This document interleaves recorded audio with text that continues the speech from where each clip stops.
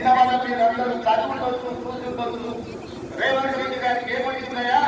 హైడ్రా పేరు మీద మీకు చెరువుల్లో విలాసవంతమైన విల్లాలు కనుకుంటే ఆయన నేల కూర్చున్నాడు అని నేను మాట్లాడగలుగుతున్న తెలంగాణ ప్రజల్ని, ముఖ్యంగా హైదరాబాద్ నగర వాసులని 1908లో ఈ మహానగరం మీద వందలు ముప్పై కమ్మేస్తే వేలాది మంది ప్రాణాలు కోల్పోతే ఆనాటి నిజాం సర్కార్ కోట్లగుండం విశ్వేశ్వరయ్యను ఆర్కిటెక్ట్గా నియమించి వందల కోట్ల రూపాయల ఖర్చు పెట్టి ఉస్మాన్ సాగర్, హిమాయత్ సాగర్ నిర్మించారు.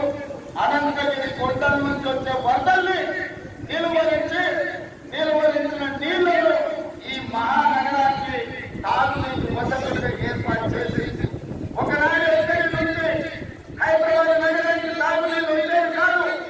ఉస్మాన్ సాగర్, హిమాయత్ సాగర్ నుంచే లక్షలాది మంది హైదరాబాద్ బిడ్డలకు తాగడానికి నియమించారు.